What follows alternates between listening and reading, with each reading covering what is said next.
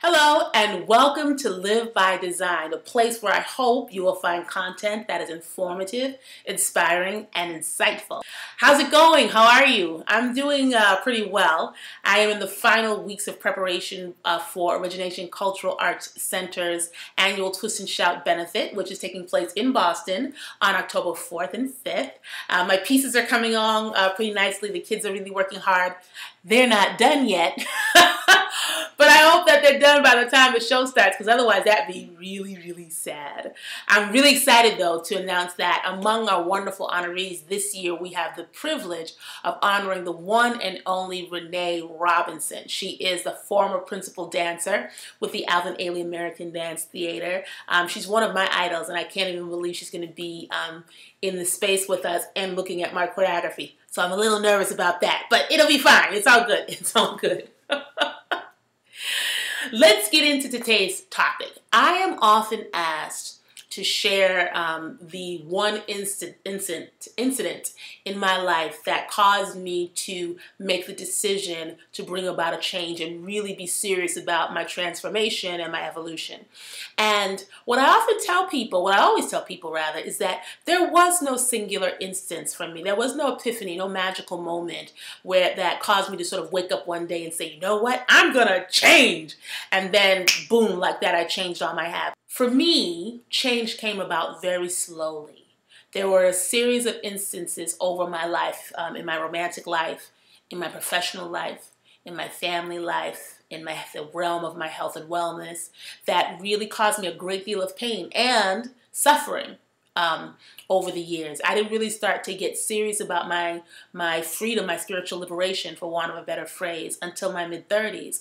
And so up until that time, I had a lot of joy, I had a lot of fun, but I really suffered a great deal as well. And what I found was, and this may be the case for you, is that each time I found myself in the belly of the beast, right, of some type of problem, some type of situation, something wasn't working out, I would make all kinds of declarations, right?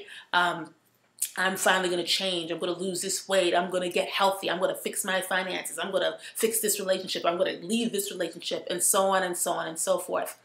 And what I discovered as I look back on my life, and again, this may be true for you as well, what I discovered is that each time I made those declarations, right, I did so when I was in the belly of the beast, when I was at my lowest, when I was just overcome with anger or fear or anxiety. And what I found was that once I emerged from that space of pain and the feelings started to subside, so did my motivation to keep the forward movement happening. So did my motivation to really get it together and really, really free myself. And so what I've come to know is that anger cannot sustain a movement. Anger cannot sustain a movement, nor can any of its cousins. Its cousins being fear, doubt, worry, hurt, anxiety.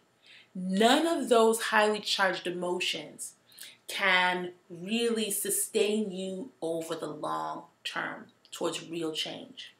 What happens is those experiences may wake you up. They may be the universe's way of sort of thumping you on the forehead or smacking you in the back of your head, right? But nothing that is birthed from that space of low energy, of low vibration, is really going to propel you forward. Rather than looking at those defining moments as a complete prescription that you need to move forward, they can galvanize you, they can motivate you, and they can wake you up. But the real work happens when you're in a state of equilibrium, when you're in a state of calm. That's what I call the seed sowing season. Seed sowing season. When everything is calm, you're not going through anything that's particularly challenging, you're not having any real heartache, no real troubles, you're sort of relaxing, everything's kind of cool. You know, things could be better, but they're not as bad as they used to be, right? You have that real calm, sort of just everyday, day-to-day energy going on. That's the time to lay the foundation for your real growth. That's the time to set up your plan, to set up your structure, to plant your seeds, so that when you find yourself in the belly of strife again, when you find yourself on your knees crying because your life is a hot mess, that's when the seeds that you sow will bear fruit. Fruit that you can draw on, that will sustain you, that will allow you to have forward movement even when you're down in the dumps. And that will allow you to continue that movement when things calm down for you. It's really important to recognize this, because I know for myself, when I was, say, living in Brooklyn and I was on my floor one weekend crying my eyes out because life had just, punched me in the back of my neck, really. I called my friend Tyrone.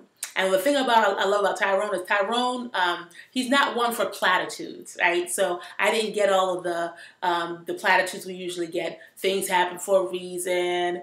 God won't give you anything that you can't handle. If it doesn't kill you, it makes you strong. I didn't want to hear any of that. I just wanted to know that there was some live person on the other end of that phone listening to me boo-hoo and cry and scream. And that's what Tyrone did for me. And he's done that a couple of other times too. And my point is that in that space, I didn't want to hear anything about how things happen for a reason, etc. And I didn't want to hear about maybe you should start journaling and maybe you should start doing X, Y, Z. I wanted somebody just to co-sign off of what I was going through in that moment. And I wanted someone just to say, it's going to be all right. Screw him, screw that job, whatever, just to get me through those moments. And then once the moment had passed, that's when my ears were open, my heart was open, my mind was open to hearing, okay, Muadi, how can you change this? How can you fix this? And what happens is, this is what I noticed. A lot of y'all, some of my people, tend to call me and reach out to me when they're in the belly of the beast. You're on the phone crying, hollering because this happened or that happened, or you're sending me these crazy text messages, or we're meeting face to face and, you just can't get yourself together. And my advice is always the same. But then what I hear is, oh, that doesn't work when you didn't really try it, right? Or I tried that. Oh, maybe you tried something once. I tried the journaling. I tried it for a couple of days. It didn't work. I tried to meditate, but I can't. All the excuses because we don't want to do the consistent practice. The best time to start your practice, the best time to plant those seeds is when nothing particularly is going wrong. It's also a good time, another good time, is when nothing is going particularly right. I noticed that, my friend Rita sort of hit me to this. Sometimes when things are going exceptionally well, right? You got the guy, you got the job, you got the girl, whatever. We're so excited and happy, we stop doing the work then too. And I look at different celebrities or public figures who I really admired because I felt they were spiritually, awake and aware, etc., who reach a certain level of notoriety and reach a certain level of wealth and reach a certain level of stature, and then they get up there and they come crashing down. And invariably, the people who I've admired who've had that fall from grace, the story is always the same. I got to the top and I stopped doing my work. I got to the top and I forgot who I was. I got to the top and let the fame get to me, the fortune get to me, etc. And when they come crashing down, what do? They go back to the work that got them going in the first place, and they do that work during their calm phase, during the equilibrium. Right? That sacred space, that sacred time.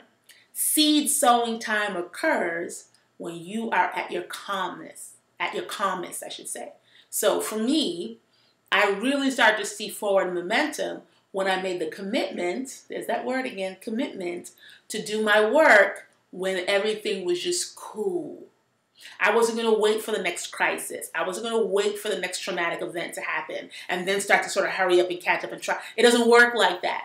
Nothing that you do, nothing that you produce, nothing that is birthed from a space of anxiety and angst and all of that stuff is going to produce positive fruit. I have a positive outcome. It's not going to sustain you over the long run, okay? So my message for you for today is, if you want to bring about consistent change, and if you want to continue that forward momentum, use those painful experiences as opportunities to wake up and to get conscious and to get clear about the fact that there is a problem.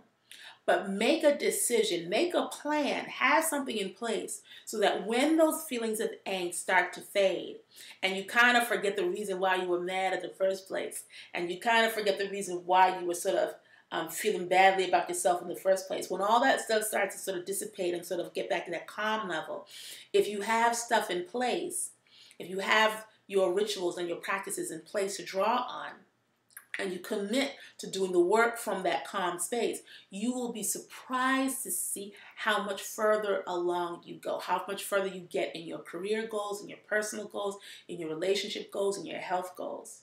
All right, so that's my message for today. That's the answer to the big question that I always get. There was no defining moment to me. I experienced a number of things in my lifetime that should have or could have woken me up and got me moving in the right direction. I discovered I had the most progress. I made the most progress. I had the most success when I committed during the downtime, during the calm time, during that space of equilibrium to continue my practices. And I found that the fruit that I needed came to pass when I needed it the most. The fruit, those seeds bore fruit. They bore the fruit of courage. They bore the fruit of faith. They bore the fruit of determination. And I was able to draw on those things in my hour of need because I had already planted the seeds. I didn't wait till I was in crisis to start trying to plant. I did it during the proper season. And as a result of that, I was able to really reap some good fruit that sustained me the next time a challenge or a problem or an obstacle reared its ugly head. So that's my message to you. Be consistent, right? Be conscious, consistent, and committed. Our 3 C's in your walk forward. But take advantage of the seed sowing season, because doing that will bear some serious fruit that will sustain you and further propel you even during your darkest hour. It will show up in ways that you least expect. Okay? That's my message for today. I hope it was helpful to you. Let me know. You can find me on Twitter and Facebook and LinkedIn and all that fun stuff. Again, Twist and Shout, October 4th and 5th in Boston, Massachusetts. I hope to see you there. It's going to be a really fun time, okay? In the meantime, take good care of yourself, and I will see you very soon. Bye-bye.